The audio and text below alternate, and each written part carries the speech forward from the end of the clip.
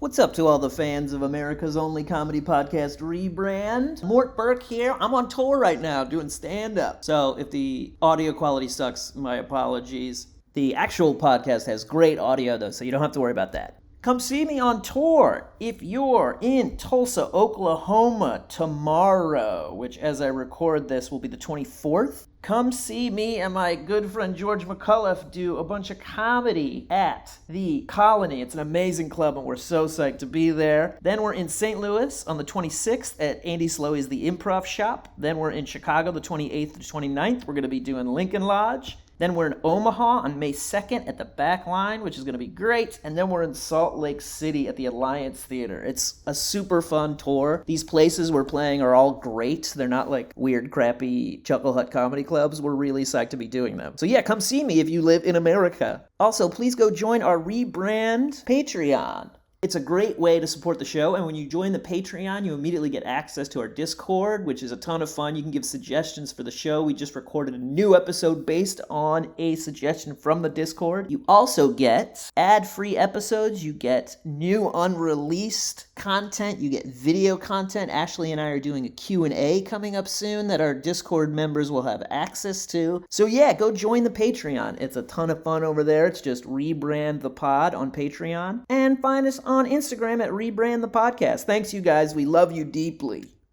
Bye. Rebrand!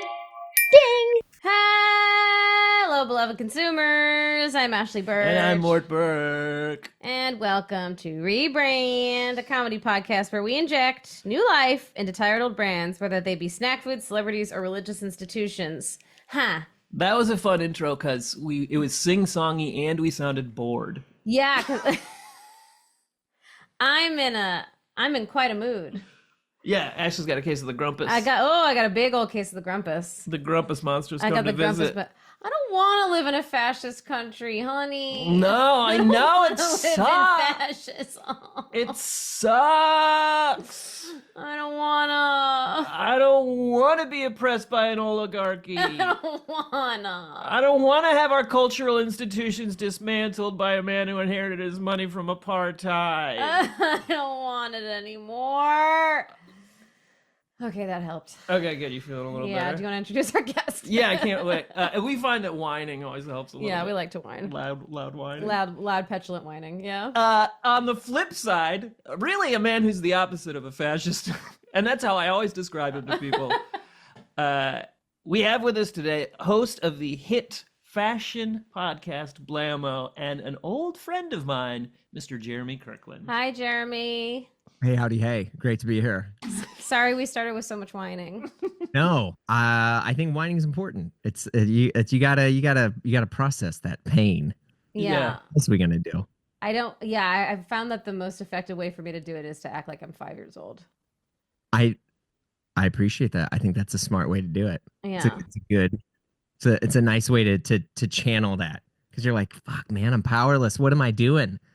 I mean, it's rough out there. It's rough out You there. said this before you hit the red button. It's rough. It's not fun. It's not a fun time. Mm-mm. No, and it's like every 3 hours is the most insane thing you've ever heard. That isn't even going to make sense a week from now, because 30 more crazy things will have happened. And we've forgotten that, like, Katy Perry went to space. While I think that's the funniest thing that's ever happened, though. Yeah. I mean, because here's the thing. Don't you think that no matter how shitty the world is, the fact that we can kind of pause for a moment and be like, Katy Perry went to outer space, guys. Do you think she sang one of her songs in space? She did sing. She sang, I think, like What a Wonderful World while they were orbiting up there. They really laid on the thick and heavy press. It was fantastic. Wow. Yeah, and people are livid. She also said that she might write a song from this experience. So get ready for that. Oh, great. Ruben, dial a friend. Let's see what happens. I feel like it's going to be called Blue Dot, and the chorus is going to be like, blue dot, living on a blue dot. There you go, Katie. You can take it. I'm a long-standing Katy Perry fan because she retweeted me in 2011. Right? Okay. That's going to go on your tombstone. It's going to be like Mort Burke, loving husband, faithful dog dad. Katy Perry retweeted him in 2011. Yeah. What's funny is that I immediately got 3,000 new followers, but they were all children from the Philippines for some reason. Oh, the bot army hit hard, huh? Yeah, but it made it look like I had the creepiest follower. You know what I mean? Sure, Like, yeah. It was a pedophile's dream. But do you want to know the tweet? I would like to. I was about to ask. Uh, If you can pull it from the dome, I'm going to be shocked. I memorized it. It's in my bones, but I have to reach back into my subconscious to grab it now. It was, I got 99 problems plus 2, and they're all Dalmatians. Cruella DeVille rapping. Yes, that's right. Yeah. Oh, that's pretty good. So it's very G-rated, I think, really helped. Yeah. And obviously it wasn't her running the account or whatever. Unless it was, honey. You don't know. Katy Perry is a wild card. I worked with a person once. They ran their own social, and no one believed that they did. Really? Yeah. Insane. Because it was I won't name it No, because it was Twitter, and Twitter was like, no, but this is my fun thing. They were like, this is cool. I can do this on my own. By the way, it's Twitter till I die.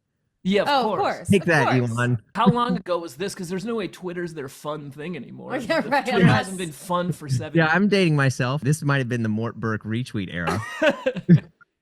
Probably 2012, 2013. Yeah, it was when I had Squirtle as my avatar. Oh, you're cool as fuck.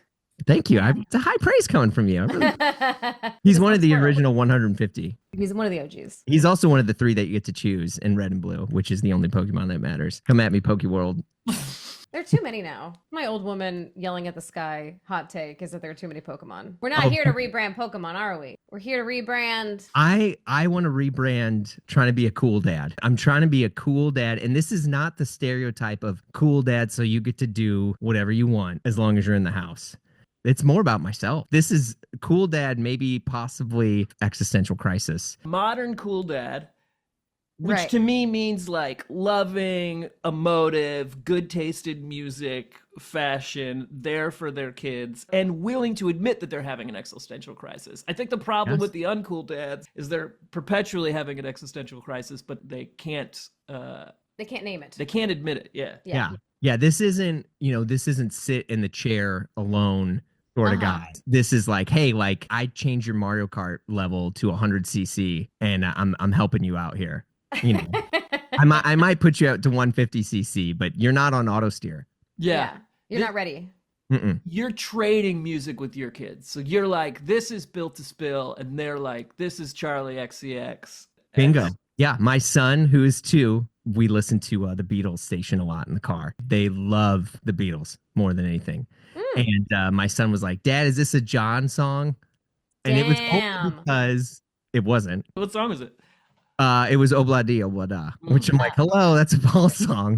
That's the most obvious. What are you, an idiot? You said to your kid? No, it's a lot because, when we're in the car, my wife will be talking about the Beatles because we play the Beatles in the car, the Sirius station on there. And she'll be like, oh, wait, is this? Sometimes they'll play stuff from the extended universe of the Fab Four. Okay. So you'll get some Wings. You'll get all sorts of stuff. And he's heard my wife be like, wait, is this a Paul song? Is this a John song? It was him trying to like, yo, I'm involved in this thing. And so, he's asking who wrote it. And it took me a very long time to be able to spot the difference between a Paul song and a... Get out of here. No way. You're saying we should give this young child a break for not being able to correctly identify what Beatle wrote what song? I don't think so. Yeah. No. Not in my America. Right. You're like, is it surreal? Is it self-reflective? No, it's not fucking Paul. Yeah, exactly. Yeah, Paul was the little whimsical one, and he's just like having the time of his life, and John's got the angst, man. Yeah, dude. I was always a John guy, and the older I get, the more I like Paul. Or I revere Paul. You know why? Do you ever get to the Ringo part of your life, or is that right before death? That's moments before you. Before you die, you become a Ringo person. Yeah. I I think the Ringo part has got to be when you don't know what language you're going to speak yet. Because I don't think any of the Ringo stuff makes sense. Oh, you think it's pre-verbal? When you're pre-verbal baby time. Yeah, I think that's probably some subtle shade at old Ringo. I think it's some overt shade. He can. Yeah, you're right. You're saying Yellow Submarine? Yeah, Yellow Submarine obviously is not the jam. I will say props to Ringo though for recognizing. He's like, hey guys, in my deal, as long as I'm going to be in the Beatles, I need a song on every album. And they're like, yeah, sure, fine, whatever, why not? Which is so brilliant. It is genius. That's incredible. Now I'm a big Ringo head. I've decided on this podcast. Ringo's, It's a great take. It's a good hill to die on. and I like Yellow Submarine. Yeah. I like the kind of nonsense, so fucking British and 60s it hurts. Yeah. He was- Psychedelia. Mhm. And he's an underrated drummer, right? Don't you think? Not Yes. underrated. They say that like his ability to stay in the pocket is more important to the Beatles sound than people think. You sound like me talking to my kids at the dinner table. I'm dead because I'll be like, you see, a lot of bands play with these things called click tracks. And the Beatles, they didn't have a click track. It was just energy, man. And they're like, can I have more mac and cheese, please? And I'm like, yeah, but hold on. You have to earn it. Yeah. What was the name of the first Beatles album? I know. Wait, so your son is 2 years old and he said, is this a John song? Yeah, absolutely. And he is not a savant. Trust me, that kid runs straight into the wall. But And kids, I don't know anything about the development of children. Kids can talk it to like what they can. oh yeah. I Bring mean, a he's solid a sentence little- together. he can talk. He'll have a conversation with you. He just got pull-ups and he calls them his Spidey dipes because there's Nice. Spider-Man on them. And Hell I'm yeah. like, but Love I'm that. I'm trying to find some way, especially now because I go to therapy. I highly recommend everyone goes to therapy. My wife and I go to therapy together. And they're like, actually, that's a good way to do it. You're not over-parenting. It's because it's all about trying to make kids feel safe in their feelings and emotions. Right. And my daughter, which is probably not cool of a parent thing for me to do, to out her, but it's fine. She's 7. She'll listen to this when she's 40, spending musk bucks in space or whatever. But like a lot of younger kids, they have struggles with transitions, whether it's an ADHD or whatever it is. Like they're figuring out how to go from school to home, go from Sure. this situation to this situation. And it's a I lot have to trouble be- with transitions. Same. It's a lot to exist in this day and age. And so it's like all you want to do is find some way to validate your kid and let them feel safe. And so I'll we'll be talking about that. The counselor will be like, that's very good that you're doing that, yet you're not shaming them. There's no shame parenting. I think a lot of parenting, now I'm actually sounding serious. This is funny, but like it's a whiplash of what you experienced as a kid. There's an excellent book called Jesus and John Wayne, which traces like how absurd far-right evangelical got. Like James Dobson, Dare to Discipline, all this really, really messed up stuff. And you see how all these other generations since responded as like this whiplash effect. And I think when you're trying to be a parent, you go like how you were raised and you're like, okay, well, I'm not going to do that. Like Right. this happened to me. There's no way I would do that. And, that is obviously X to whichever type of person you are and what you've experienced, traumatic or otherwise. Yeah, me thinking about that stuff probably too much. And I think that's probably like maybe the millennial thing. I'll be 40 this year. I'll be 40 soon. Hell Me yeah. and Robert Redford, same birthday. Nice. Hell yeah. I don't know. Do you all deal with this because one, you have a dog, which I will say already makes you a parent because you're dealing with a thing that can't really take care of itself, but Thank gives you for validating our parenthood. Mm-hmm. yeah. And I'm going to just read into what you said that it's the exact same validity as you having your own children. It's the exact same thing. I mean it. I'm dead serious. No, it's definitely not. I think Cody has ADHD. I'm trying to get him. I want to get him on human meds. Yeah, we need to get Ritalin for him. Referencing what we were talking about before briefly, the thing about shame and like hyper terrifying discipline is that it works. So Yeah, of course. that's it. If you don't care, if you don't have an understanding of a person's internal life, you'll be like, yeah, I just shamed him and they shut up. So I guess this is what we're going to do forever throughout time. It's only very recently we introduced therapy 10 minutes ago Yeah, right. to the culture. And so now we're getting a deeper understanding. So it's like, in some ways, doing something right is a lot more challenging. So it makes sense that the overthinking is a big aspect of it. Yeah. And then, of course, you have to balance it out with not projecting all your anxiety onto the kids, I imagine. I guess there's a sort of varied brand that dads encompass. There's a lot of talk about dad coming home and the government. That's a thing that fucking conservative pundits say all the time. Really? Dad coming home, yeah. I'm completely oblivious to this, but that makes perfect sense to me. What does it mean, Dad coming home? Like that Trump is dad and dad's coming home to like discipline the kids kind of thing. Oh, Beacon right, Board totally. type of Yeah. Is like shock a and- narrative. So I feel like the idea of the sort of like Dom Daddy has resurged in terms of like keeping the kids in line. And I guess the kids are citizens of a sovereign nation. But Yeah, it's fucking all daddy issues. yeah, it's all daddy issues. It's frustrating because it's daddy issues, and it's the same thing that happens at fraternities where it's like, I got treated like shit, so I have to treat the new kids like shit. It's the exact same thing of like, my dad treated me like shit. I have two options, which is to assume that he's infallible and that I'm perfect, and that if I do that, then I have to treat my children like shit, or question whether or not some mistakes were made. You're making the case for your podcast. I mean, this is why dads need a rebrand. Because I think acknowledging that in many ways, I mean, I don't know if you even give a a trigger warning. I mean, there's a lot of people, and I have many friends in my lives who the concept of for a father is really messed up because there's a lot of trauma, and whether it's emotional abuse, physical abuse, all sorts of stuff. And I think that's a certain word in many people's lives. I mean, shit, there's a reason why if you're signing up for whatever mailing list, they're like, hey, click this if you don't want to receive Mother's Day or Father's Day emails. I mean, it's hard. It's really, really, really hard. And my dad died almost a year ago, and I'm still processing the pain and awkwardness of having a dad and losing a dad, and also what does it mean to try to be a dad and not have my dad to give me advice on how to do it. And it also makes me second guess and look at everything that happened to me as like, oh my God, I think I was too hard on my dad. Like I held him to this standard that I thought I was supposed to. And I think as you get older, and maybe that's like this level of true nirvana. And funny enough, Mort has actually helped me with this, whether he realizes it or not, from him being on my show and other stuff, is like ultimately when you're able to find some way to forgive someone for things that they've incurred on you is like when you're able to heal. And now it's like, okay, I do want to, try to be this kind of parent to my child because my dad didn't do this. Right. What is your dad ethos? Like when you think of like, I'm not going to do that. I don't know if you want to go that. No, I don't. I'm as transparent. Yeah, whatever. My dad was he grew up in a super conservative household. He was in a band, honestly, like an incredible band called September. And they were trying to be this, like, I'll be honest, like this kind of like Christian rock that wasn't like actually corny. Christian. Yeah. Like, and he basically this like secular would be the word. It's kind of pejorative now, but they were like a secular band that was like singing songs about, I mean, they were like an emo band basically in the 70s in terms of like trying to process like life and pain and all these things, but trying to connect it to some level of spirituality. And then he realized that it wasn't really working.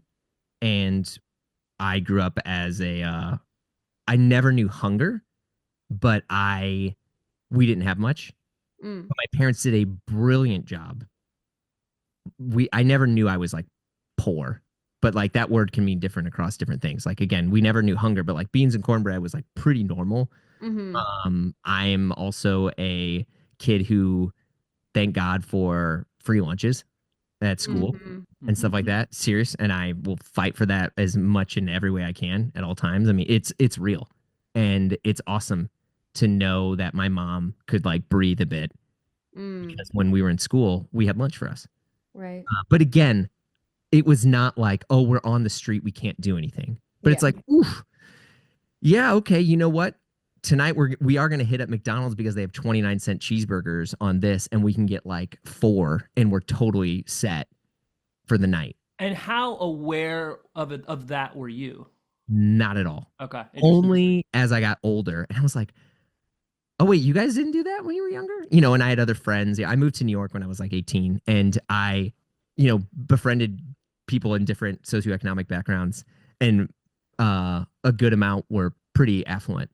And we would, as one does, you kind of trade stories of families and stuff. And I'm hearing about these things. I'm like, wow, wait, so you went on vacation every year? Right.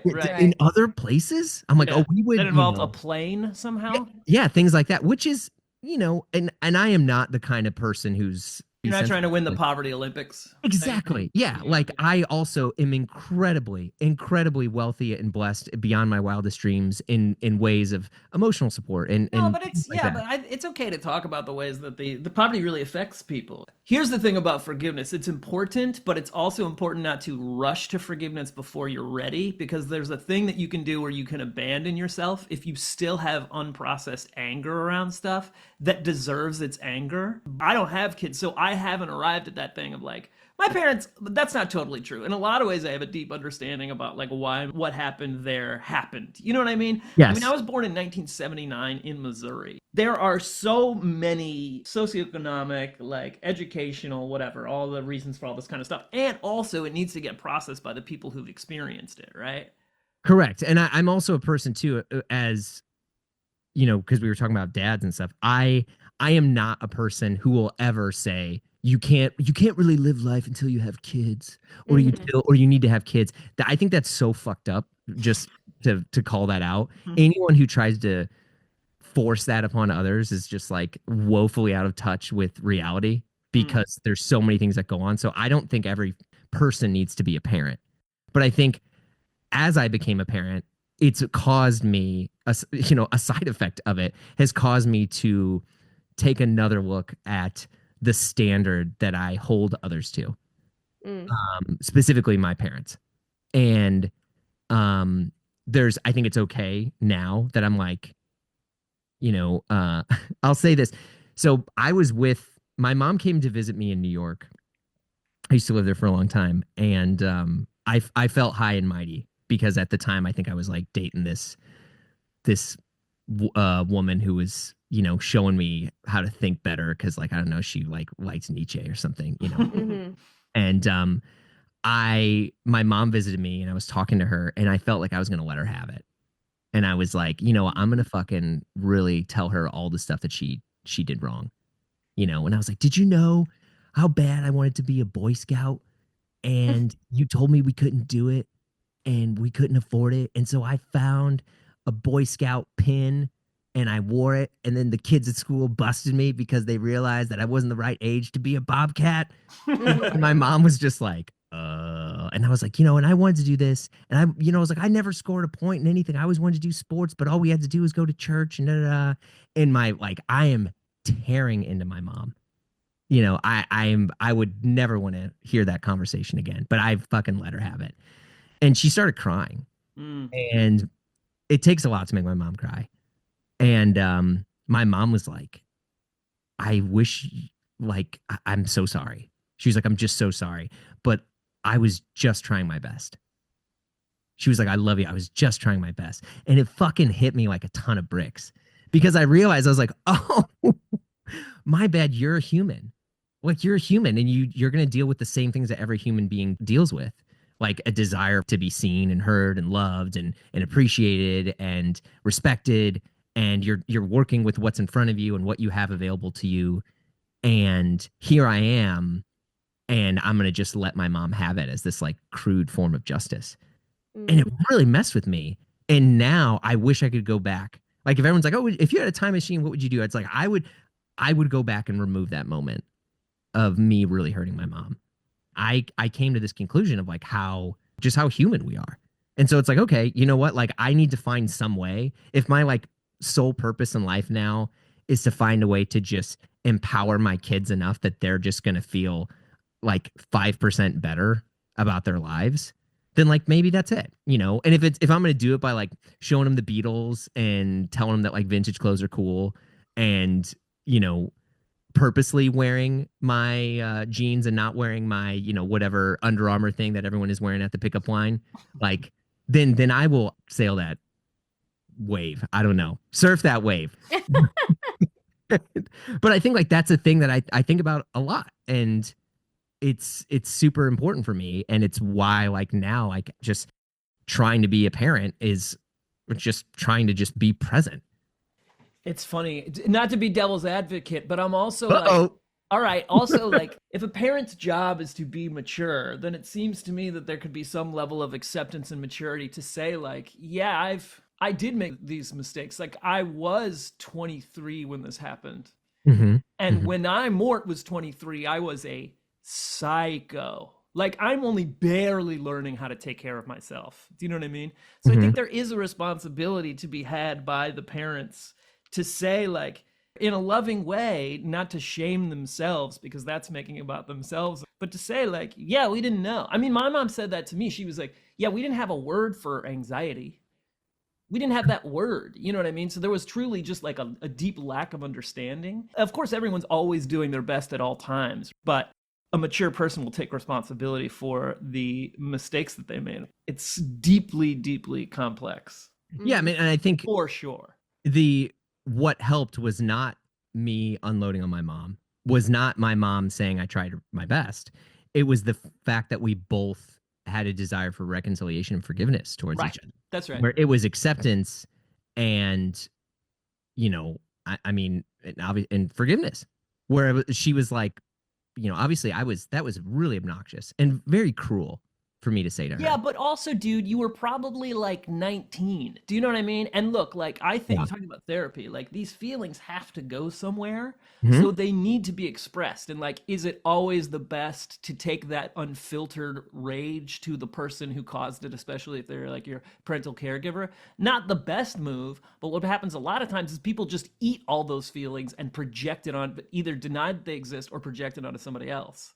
Oh yeah, I mean, I wasn't having this 5-star life in New York at the time. I mean, shoot, trust me, I'm not going to win any awards for, you know, hedonistic Jeremy trying to be a rock star around. Yeah, but again, like, you're a young person. Yeah, you know, like 19-year-olds are allowed to make everyone is. Do you know what I mean? So it's. To me, I think it's cool that you were able to have that conversation. And I think I like it when I see kids like sort of make fun of their parents a little bit, because I'm like, oh, that means they're not scared of their parents, you know? Like, I think like Cody will Cody acts like we're his annoying teenagers.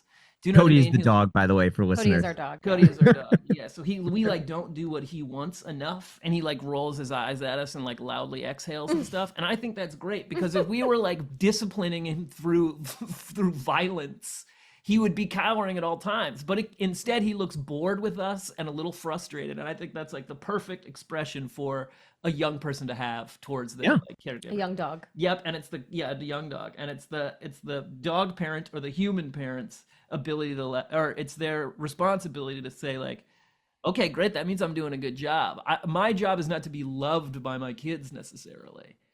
Yeah, that's for me. That would be for me. If my kids need to love me, that's for me.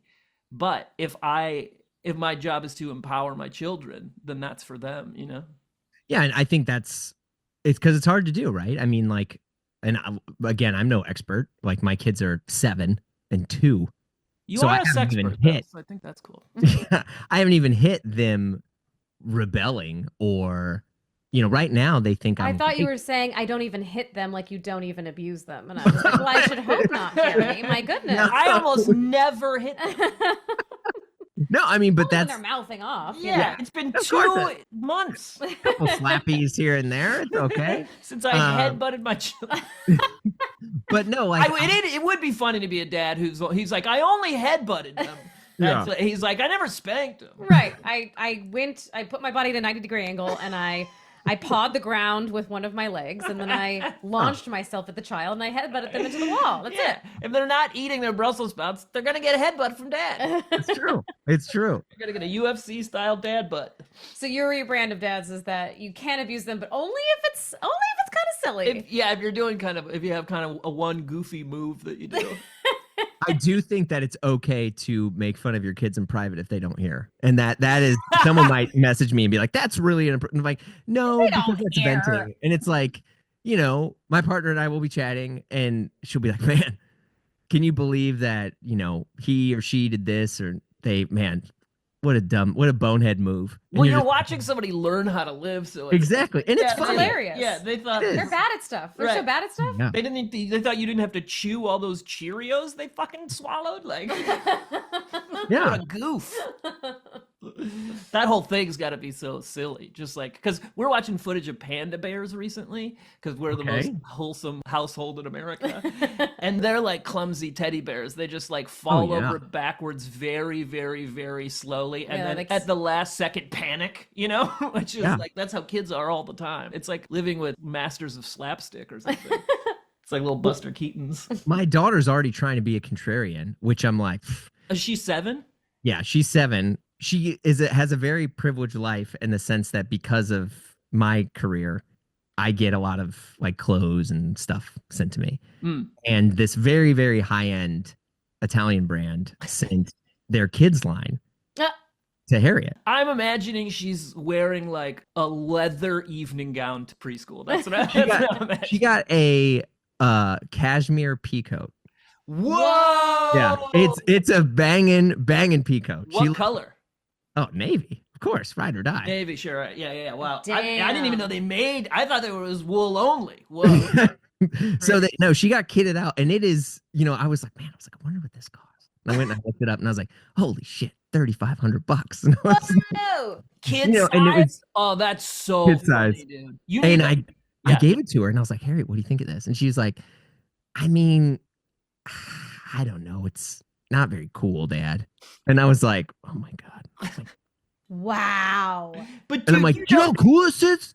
But dude, you know you can't you know that though. Anything that you say is cool ultimately is going to become uncool. That's the like danger of being the cool dad is you might expose them to so much cool stuff. But what if my kid becomes, and this is a fear I have. This is a very real fear. What if my kid, because I'm cool and trust me, I got my shit together, is they rebel and become basic a loser. Yeah. They become a total nerd loser. Well, I don't want some cashmere peacoat. Well, what's going to happen probably is they're going to be into like Hardee's. They just will probably put very little thought or discrimination into their taste, which is really easy to do and actually might be an easier life in a lot of ways. It might be. But I will say, if you want to prevent them from well, this is what I would say. You should pivot and only give them big dogs shirts to wear. Hell yeah. Big dogs, Crocs, and basketball shorts, and be like, these are the coolest. This is fashion, the height of fashion. And then she will be begging you for the cashmere peacoat. That's true. Isn't that like Silver Lake Bieber style or something though? I mean, because I feel like you're pretty dead on. Really hip hop and cool just now. That is pretty cool, actually. Big dog shirts are dope, and Crocs are kind of fire. Oh, and no. basketball shorts, Adam Sandler, I'm man. too effortlessly cool. That's the You problem. are. Well, that's sort of this beautiful. Yeah, Ashley's a fashion icon, whether she acknowledges it or not. I'm always damn right. I'm wearing cloud pajama pants right now. And is there anything cooler? Let it rip. Yeah, the fucking the pajama bottom thing was huge, like probably 3 years ago. That's what I'm saying. I'm out of the zeitgeist. I know you say I'm a fashion icon, honey, but yeah, the thrift store chic of like the basketball shorts with the big dog shirt. maybe the secret is that nothing's out of fashion. That's Not the to put much you out of bigger. business. No, that to be honest, that's the bigger sort of story in fashion now. Is that it's confidence, right? It's not what you wear, it's how you wear it. And like as trite as that term is, it's very, very true. If you look cool and you're wearing something a certain way, I mean, it is a bit of the emperor has no clothes. Like you're just like, man, fuck it, no way. I'm wearing this, and I am going to embrace this so hard that people are like, you know what? That person's really got something going on there. For sure. It's just confidence. and especially if it's comfortable, right? So back to pants. I always want to bring us back to pants if possible. Yeah, that like they you know, in skateboarding, maybe like probably 4 years ago, polar big boys were the move, which is a very specific kind of pants where like they're not quite as good as the mid-90s Keenan Milton baggy pants, but they're a mix between those and like the Jinko stovepipe pants. And now the last like 2 years, those have sort of trickled out, but that's what kind of everybody is wearing. And I do think like tight jeans on men are going to be coming back soon. But I like the fact that for a long time, it's been whatever is comfortable is really cool. And in the early 90s, it was this thing where like all the skateboarders were dressing like orphans because that's how they felt. And now the younger generations have so little faith in their future that they feel like orphans. So they're like, why would I wear anything but a fucking soft, oversized Looney Tunes sweatshirt and some pajama bottoms? Right. Why wouldn't I be comfortable? Everything's on fire. Yes, which I relate to. Yep. So my niece and nephew And also they're young, so they look good. That's what's interesting too, is like the older you get, like you think old people, sometimes you're like, that's an old person's outfit, but really it's just an old person wearing it. And a young person wearing it would just look cool. Incredibly cool. Yeah. So my niece and nephew, I see them for holidays and whatever stuff. And I was like, hey, you guys are in high school. There's like a senior in high school and junior, whatever. I'm like, what are you guys, what are y'all wearing? And they're like, like pajama bottoms every day and like Birkenstocks, maybe a hoodie. And I'm like, is that what's cool to wear? Like, oh yeah, definitely. Like an oversized hoodie, vintage or thrifted, or and then one of them will be like, well, occasionally there's like Shein hauls, and I immediately was like, hey, I just want you to know, Shein is the most fucked up company ever, and that's like total. Wait, what? I don't know that company. Shein, Shein. Uh-huh. Shein and Temu are these two Chinese companies that they're all like, shop like a billionaire, whatever. The whole point of Shein was to get you to purchase X amount to get like your free shipping, but it's clothes. And so there would be people online on TikTok, these like younger kids, honestly, that would post their Shein hauls. And it would be, like this awesome spaghetti strap, spandex shirt thing, and this sort of thing that looks like Skims, and this hoodie, and then this, and like each thing was like $2, $3, $1.50, and they hit that $25. And they're like, I got my whole wardrobe for like $25, and it's like Uyghur cotton, slave labor, like nothing good whatsoever. And they were like, oh yeah, well occasionally there's like Shein hauls, and I'm like, excuse me, let me let your old Uncle Jeremy tell you how effed up this is and human capital and stuff. But they were just like, oh okay. And I was like, just curious, is like, what do you guys think of the stuff I wear? And they're like, oh, Uncle Jeremy, you always wear some cool like old people stuff. And I was like, I was like, wait, do you know you can only get this in Japan? And there's them. Do you know this is indigo dip dyed? Like, okay. And I'm like, do you know that John Mayer liked the fit pic of me wearing this? Which is not true. Mayer? Yeah, probably. But they're just going to be fine because they're like, whatever, we're just comfy. A lot of desire to look good comes from insecurity. And then it's like they've lapped that insecurity to now they're like so insecure that they're beyond superficial insecurity. So they're like, yeah, it's cool to look sad. Right. And honestly, it kind of always has been. Well, they're living in an insecure time. Yeah. In an insecure country. Yep. So they're like, as you're saying, might as well be comfy. Totally. You two are both celebs. Do you ever think about what you're wearing when you leave? Like, hey, you're gonna go to Maru or whatever, and you're like, do I need to get a fit off before I go? I think it depends on what neighborhood I'm going to. If I'm in our neighborhood and I'm just going to the grocery store or whatever, I don't give a fuck. I'll just wear. Although apparently I'm dressing like the kids because I'm going out in pajama pants and a hoodie and wearing Birkenstocks. So there you go. I guess I am a fashion icon after all. Yeah, in my opinion, you popularized a whole series of haircuts. I agree.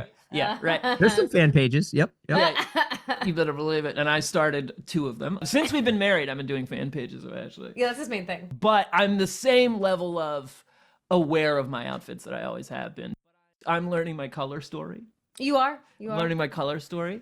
That's been important because. Go on. Did you get your colors done? No, I didn't get them done. He's tracking when people compliment his outfits and the colors that he's wearing. Yeah, okay. and especially as a fair gentleman, I can do a lot of damage to a look if I'm wearing too much red. It makes me look like a pink baby. But a green and a blue will really make these maybe the old peepers pop. Yeah, these eyes, which are the blue of a moonlit Unpack ocean, that for me. really come to life. What green and blue? What green? Yeah, I mean, there's a wide variety of green. Yeah, Well, this green you're wearing right now. It's I like have green corduroy pants, which is olive like green. Sure, a forest, but any blue really works for me. Yeah, blue's a good color. Green, blue, turquoise, whatever, navy, all of them. Guys, look, not to be the podcast dictator, but we've gone off from dads. Are we rebranding dads, or are we rebranding fashion, or are we rebranding dad fashion? Where are we at? I think it's all inclusive. I would be shocked by an order of magnitude if you get some feedback that were like, man, they were really onto this and they left, because it's all a part of it. You got to look like a dad, you got to live like a dad, and you got to love like a dad. I'm going to rescind my previous statement then that it should be about dads in general. So cool dads. Okay. You're damn right. And that's what I'm trying to be. So I'm you're trying trying to to be be a cool dad. Although Yeah. what we're discovering is that if you are actually cool, your kids will rebel. So I'm wondering Well, that how is the you go fear of all the way being that is the around. fear of the cool dad. Right. So you have to find a way to maintain your coolness, Mm, even though inevitably your children will want to rebel in the Oedipal absolutely. fashion. And here's what I'll say about this. True cool is Mhm. being secure in yourself, right? Sure. So if you're secure in yourself as a dad, you actually automatically are a cool dad. Also cool, I think, also means intelligent and aware and open and curious, right? If you're Yeah. all of those things truly and secure, what you're doing is allowing your children to be who they are, which is allows them to be ultimately cool. I hope, because And the world's also, going to judge whether or not they're cool. They might feel cool the same way I feel cool, but I'm getting clowned on even though I'm wearing some cool indigo dip dyed, hand woven fabric. and that's why it comes down to you. Do you like it enough that even if nobody in the world thought it was cool, Right. would you be enjoying it? Right. Is how do you define cool if not by the approval of the masses? Is cool an inside job? Yep, totally. Ooh, that's the $1 million question. There's been a couple of people in skateboarding who've gone through overall phases. I love an overall myself. Yep. Worn them since I was in elementary school. Just Yeah. been waiting for them to come back around. Totally. You rock a good now. Okay, question. Yes. Sorry to interrupt. When not you at all. wear your overalls, are you bibbing, or are you got both of them on? You do I what? got both of them on. Yeah. It was kind of I'm a not nut- that cool. I'm not, but I feel like that's not the cool move. I feel like doing one on is the cool Oh. move, right? And Head doing both explosion. on is That's- when what I I- did when I was 10 years old. when I think one off, I think TLC, 90s hip hop R&B. Yes. I'm overalls. a big fan of the bibs. Love of the bib. Yeah. Yep. Yeah. But I think the overall is a bigger move for a guy than a girl. There's something like a women are a little bit, because with a dude you're saying like either I'm a carpenter, I'm like a blue collar whatever, Uh-huh. or this is exclusively a fashion move really. Right. And that's harder for a dude to pull off, Mm-hmm. you know? But so to me, pulling off a pair of overalls is kind of the ultimate cool, I think. If you can do it and make it work and you're a dude, I'm like, damn, this guy believes in his heart that he has an inner strength. Okay, Jeremy, what does it mean to you to be a cool dad? If you were to What is it? summarize it. That's a great question. It's probably the whole reason why I'm here. You can tell I'm stalling.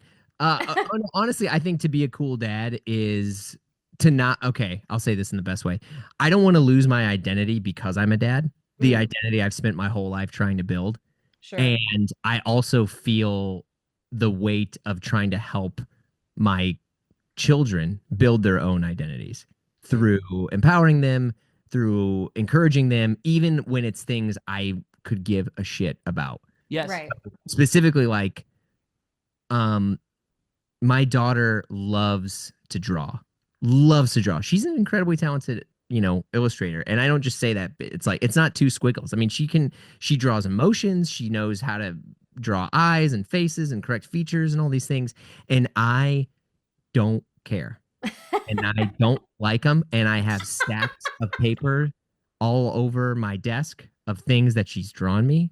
And I don't care about them at all.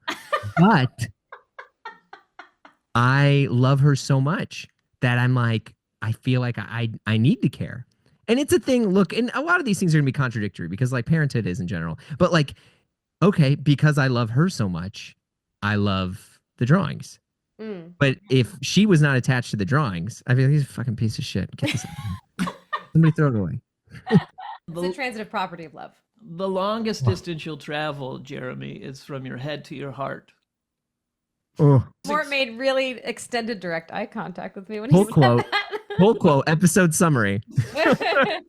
I think the parent's whole job is to do what you're talking about. It's not like a parent goes to a baseball game because they're like, I can't wait to watch 9-year-olds toddle around in dirt for 3 hours and Yeah, then right. cry, And then also you know? during that time, I'm like, how do I literally make, in some cases, not all the time, but I'll get paid to like go to events and like be this court jester for rich people and stuff sometimes. And it's like, I'm like, am I going to lose that? Is how low does my stock price go with the two kids in tow? Like I didn't even intend for that to rhyme, but like that, like what happens there? And I think like that's the thing where it's like the cool dad, yeah, earlier when I was saying it's like almost this existential crisis, it's very real where I'm like, what kind of car can I drive? Uh, I'm serious. I'm not gonna drive like a BMW. Like, look, props to anyone who has an X5. It is a car I would love to own. But like I can't do that because of our neighborhood. Also, my wife's like, no, you're not doing that. And I can't uh-huh. really afford it. So I'm like, I can't get a Highlander because that's what every other person in the pickup line has. Right. Right. You know? Interesting. Yeah. So I got I really thought I was being cool and I bought a Kia Telluride. And it's like every other person in the pickup line has that car. Uh-huh. Like I am trying to build my identity. So I was like, okay, here's what I'm gonna do. I'm gonna put a little steal your face dead Grateful Dead Steely thing on the back. So now and it's a very, very well placed like metal applique that's on there. So it looks like it came from the factory, you know. Uh-huh. Like it came with the car. Yep. It's not a bumper sticker. Like Right. let me be honest, like I am a I'm a cool dad. So I don't have a bumper sticker, you know. Uh-huh. It's very well placed. I placed it in the lower right-hand corner next to the little 4X thing showing that my car has four-wheel drive. So it's like 4X Grateful Dead Steal Your Face. Right. Yeah. Yeah. Well, you described me as a celebrity earlier, and I think that's absolutely accurate. And as a celebrity, I will say that I think you're cool no matter what. And I think that the thing about loving children is that it doesn't dissipate. Whereas like cool is temporary, but the love that you give your children will reverberate through the ages. You're saying the coolest thing you can do is to love your kid. Yeah, I mean, that's true. But also, if I'm going to turn into a fucking loser doing it, I got to figure this out. He's going to headbutt his kids into the sun. I think, unfortunately, that is the fate of any parent. You will be cool in certain contexts, but there is no, unless you're privileged enough to get old enough that your kids get to see you in a new light, maybe because they have kids, like what happened with you and your parents. But I think I think you might be in for the long haul of being a loser for at least to your kids for a little while. And that's why I am also, this is my 4D chess move. I'm befriending the people that they think are the coolest people ever. So one of those people as well. Yeah. So one of those, and I'll say this, and you can leave this in. So Mac Barnett and John Clausen are John lives, I think he lives kind of near you guys. Incredible illustrator, super cool dude, amazing parent, has done a lot of kids books, young adult books. I mean, there's a book called like I Want My Hat Back. These are serious, like mind-bending books that you read them and they're like, 5 or 6 different pages about like the life of like these shapes or a car, and you read it, it hits you so hard because you understand the things behind the things. And Mac Barnett, he lives in Oakland. Incredible children's writer. And my kids think they are the coolest fucking people that have ever walked this earth. Now, I will say they kind of are, but they don't realize that, And so at one point, I was talking to Mac on FaceTime, and I was like, oh God, I know that Harriet wants to talk to Mac. And I was like, I don't want to put him on the spot. Oh, I don't want to put him on the spot. And I was like, hey Mac, would you mind talking to Harriet? He's like, yeah, sure.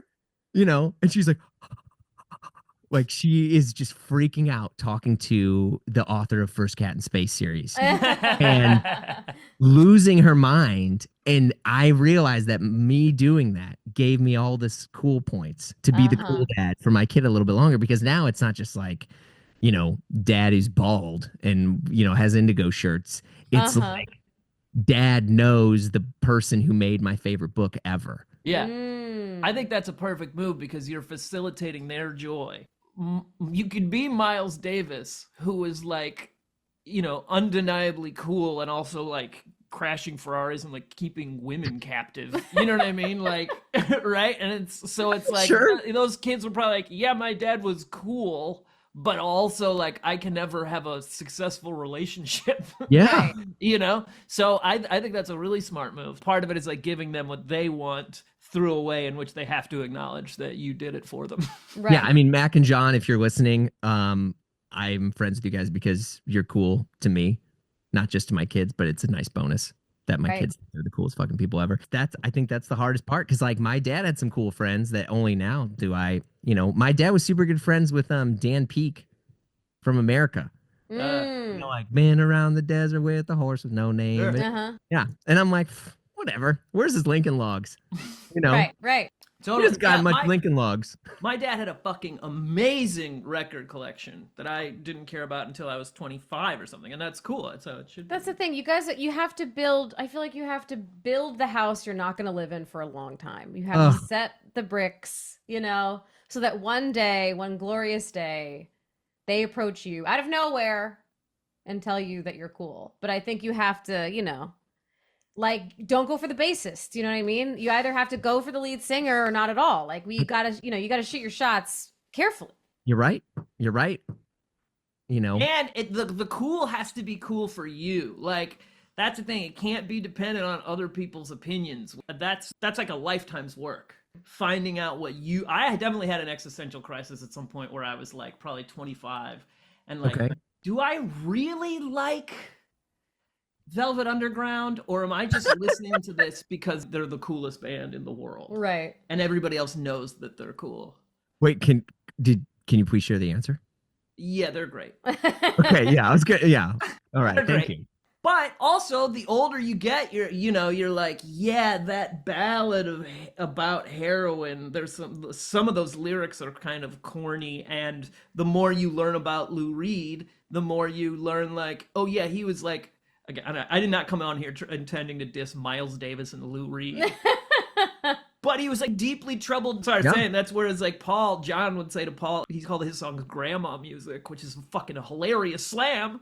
Yeah. But also, Paul's kind of a sweetie. Yeah. He was making beautiful melodies from babies to, retirees. Yeah, it's true. Because he had less trauma probably, and so he had more love available to him. And the thing about people who are traumatized is we're real cynical around people that experience love for a long time, but the reality is like we're jealous of that. So you're saying that cool people are deeply unhappy. There's a kind of cool that a young, usually man, will respect that is a deeply hidden unhappy pain. person. Hidden Yeah, and sometimes beautiful art comes from that. But I think we're entering a new world that requires a kind of art that points towards lightness as opposed to dark. Ooh. You know what I mean? We've got enough darkness. It's fucking everywhere. The artists need to teach people how to love and laugh. I know I'm the guest on the pod, but can I ask both of you this question? Because I admire your work greatly. Do you feel that you have to alter your content and your work that you do for other people because of how crazy the world is at the moment? Yeah, I think about that a lot. I am trying to make beauty and be funny around it with my stand-up. I am trying to speak to deep truths about love and the meaning of why we're here and the point of existing, and utilize the funniest shit possible, like the sugar around the medicine. Well said. Ashley? I always have wanted to I've always valued the idea of making something also being healing, sometimes to my own detriment, but making sure that what I'm creating is saying something or progressing towards some end that I think is of value. So I've always sort of thought about my work that way. It does feel that now more than ever, I don't know what the point would be of making something cynical or something that you're saying that just is adding to further darkness. I'm working on a project right now that I've had in my head for like 10 years, which is basically like Mr. Rogers' Neighborhood, but for adults. So it's like a mental health show, but it, is like adult humor, it has puppets, etc. And it's taken me a really, really long time to be able to get the courage up to like make it. But I am happy that I'm releasing it now because it makes me feel like I'm doing something that's, you know, worthwhile in a really difficult time. I mean, my take as just a fan of both of you is just you guys continuing to do what you do is the most exciting thing for me. Like, just like, oh, thank God, because right now my life feels so shitty that I just need to watch this is not to tune out. This is not to like disconnect from reality, but Right. it's to just like laugh and feel good. Yeah. That's man. And I think Ashley's always worked from her heart, and I think that's why she's so beloved. And I think that takes an incredible amount of like strength, and what we're talking about, not falling over too far to, will people think this is cool? Like, because the thing she's working on right now is so fucking funny and so pointed and so beautiful and has so much like meaning around it, and she is hilarious, so it is that, you know. So I think a lot of it really is sort of trusting that. And that's why I think the stuff that Ashley does is like new, because I think that's a new way to be and facilitate art. And I think it's interesting, your interview with Tim Heidecker, which was amazing.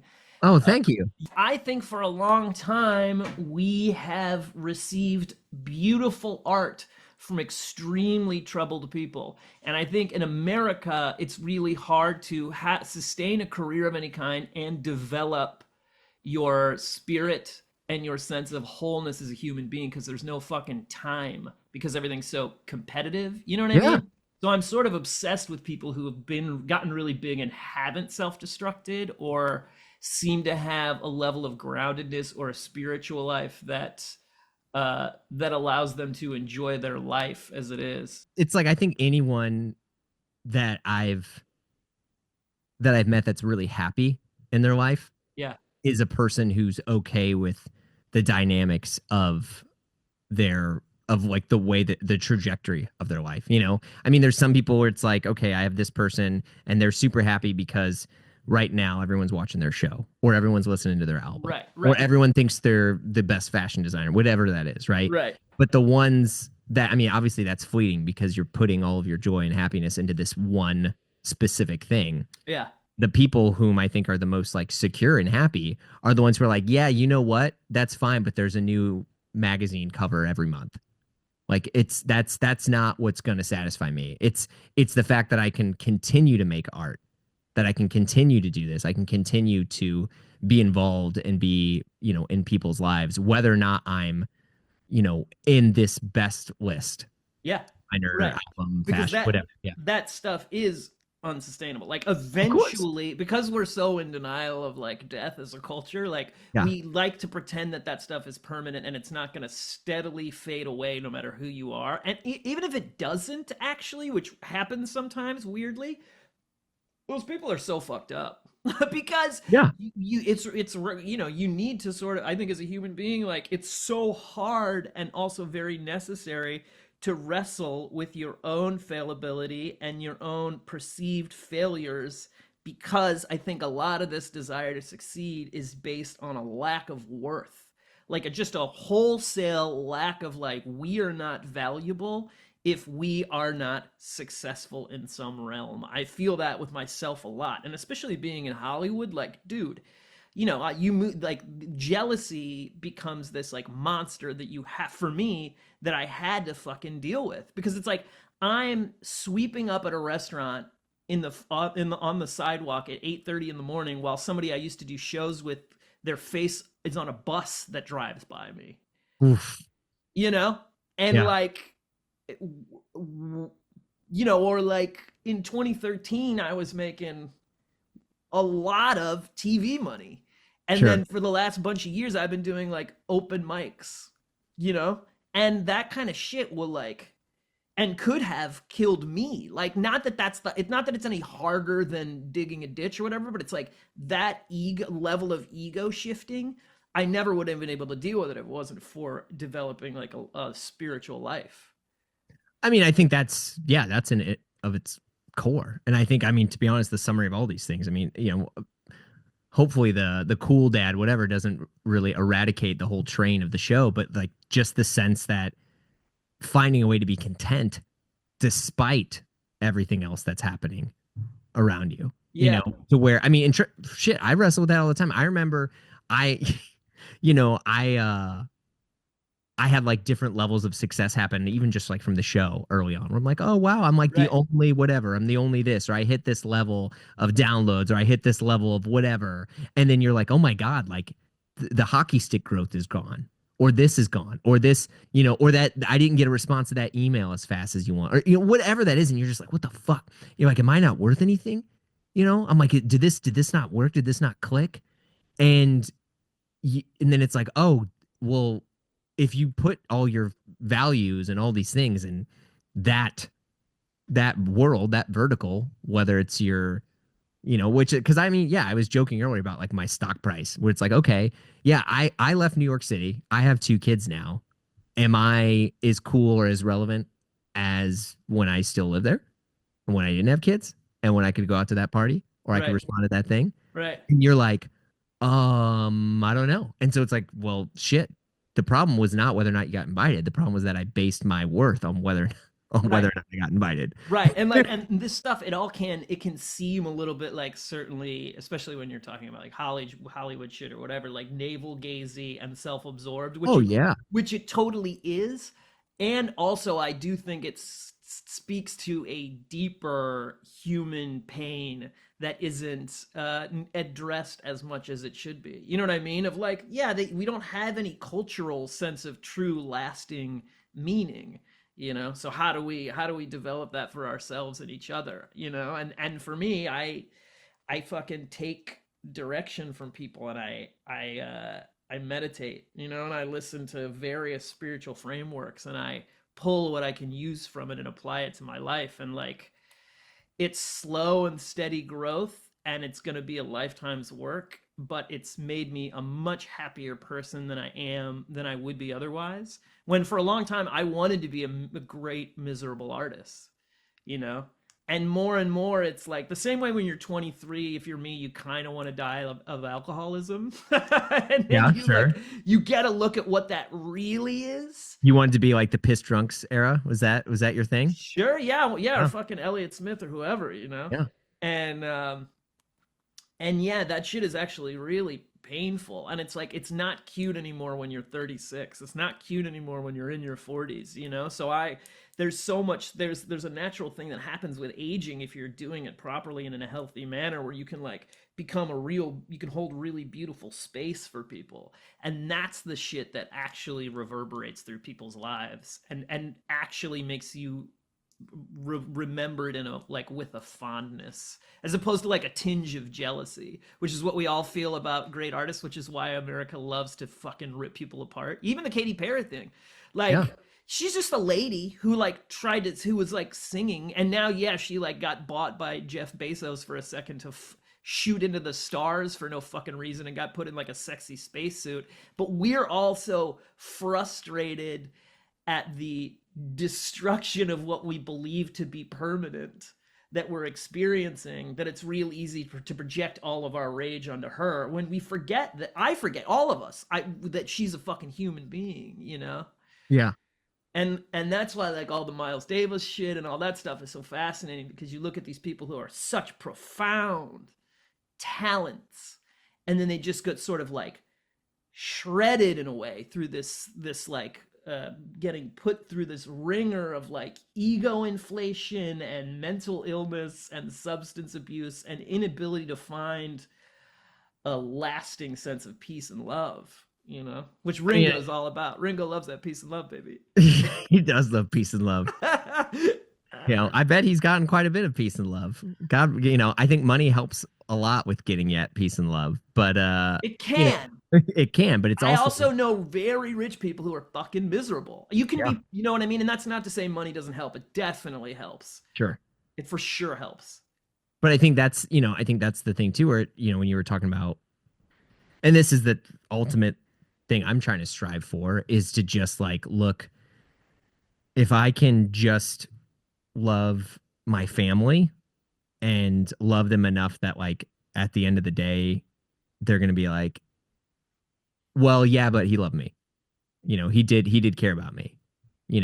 Like that is ultimately where I have arrived at now with my family, where it's like, yeah, of course my parents weren't perfect. Of course my siblings weren't perfect. Of course I'm not perfect, but we do love each other. And like what a joy it is to have the opportunity to love someone and to be loved by them. And like, yes, that sounds so tacky, but it's only tacky because it is the thing that we all continue to strive for, yet we probably have the most difficult thing accomplishing in our lives.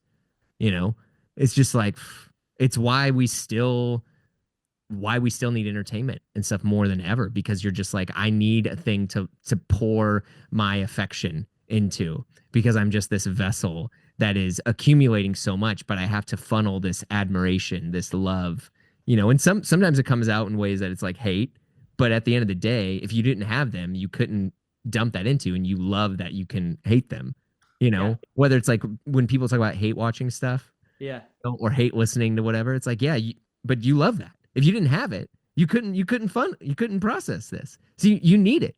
Like we need bad reality TV, as much as we need perfect, Paul Thomas Anderson, movies. Like we need that. So we can get this stuff out of us so we can actually love and engage. It's the best part of being human. I think the world really needs a lot of healing. Well, I'll say we're going to get there through things like this. The best way to grow is to share your story, is to communicate your perspective and to listen to someone else's.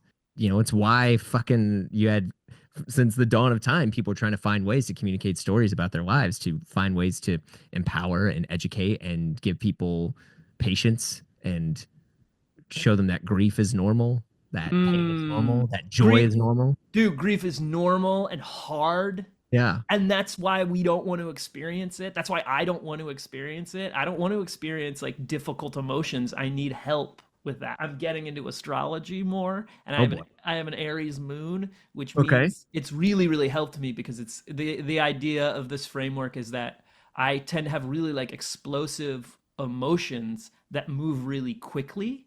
And that has helped me like accept my anger. So if I host 3 hours of an open mic and it's a nightmare, I'll call a friend and be like, hey, can I rant for 2 minutes? And they'll be like, yeah. And I'll just be like, these racist, boomer, sexist, fuck, you know what I mean? For 2 minutes straight. And then I feel better. And I didn't know that about myself. Like it's helping me accept aspects of my internal life that ring very true for me. Well, props to you for doing it to a person who knows you and loves you. That's the thing. Versus someone dumping it into the internet into like no context whatsoever. You're like, well, that's the tool, right? That's what makes it a tool, is utilizing it, doing it with like a safe, correct person, and asking them beforehand, hey, like, do you have bandwidth for me to go off for a second, so I'm just not like shotgunning rage into your head, And yeah, and like a lot, I think a lot of people don't have. The internet it's our subconscious in a lot of ways, right? It's like unaddressed rage coming out in anonymous comments everywhere. People have so much anger, but that stuff doesn't help heal it. And over time, I think you start to learn like, oh yeah, I'm just staying angry. Mm-hmm. What are the ways in which I can like express this anger, not deny it, but not also live in it, I think we're on the right track. I agree. I think these conversations are like important and beautiful. Yeah. I think, to be honest too, especially as people who are fans of your guys' work, that they can hear, that's probably the best thing of the internet in a lot of ways, is like, yes, we got unfettered access to a lot of people who chose to participate in it, but also I feel like we got so much empathy from so many of these people, because you got to see how human a lot more. Oh yeah. I think that's a silver lining of that stuff. And so, yeah, when you get to hear, they're like, oh, this person feels this way too, or they're like me, they also have this trauma, pain, whatever, joy. Oh, yeah. Thank you. That's great. That's validating. And that's a person I connect with on all these other levels. Yeah. And I think that stuff's important. So, to be honest, your show is really funny, but there's also, there's other stuff I was listening to. I was like, oh, that stings. That's a good one. You know? Oh yeah, like stuff. Yeah, I mean that. Right. That's my favorite shit. Is the stuff that is like, yeah, we got to be real as well. You can't be like, fucking. What if a queef farted or whatever? When like, and never talk about the amount of pain that you're in. It would be funny if a queef farted though. Yeah, agreed. Dude, I love you, buddy. Thank you so much for doing this, man. Oh, the pleasure was all mine. You're not out in STL, huh? No, I am. We're going on tour on the 19th, and I'm going to be doing a show with my buddy George McCullough at the Improv Shop. Andy Slowy's the Improv Shop on April 26th. I'll send you the flyer. I don't know how much time you'll have, but I'd love to get dinner or lunch or something if you... Dude, I'm going to have like no time unless... Your folks are out here too, right? Yeah, that's the thing. Well, my sister's doing a poetry reading at the Contemporary Art Museum in St. Louis. You could come to that and we can hang out. Oh, cool. That'd be cool. Yeah, I mean, we're members there. It's the 25th. Friday? Poetry in 5D, it's called. And then we're on the 26th. You're the best, man. I'm so glad we got to talk and do this. Yeah, my pleasure. Thank you again for everything. Where can the people find you on the socials? I'm on Instagram at the Kirkland. The pod is Blamo Podcast. You can Google it, look it up. There's a bunch of stuff in there. There's some cool folks. Thank you again for letting me be here. Huge, huge honor. I love you both. I admire you both. I love what you all do. Thanks, buddy. All right. You're awesome, Jeremy. Thanks for listening, guys. Bye. Rebrand.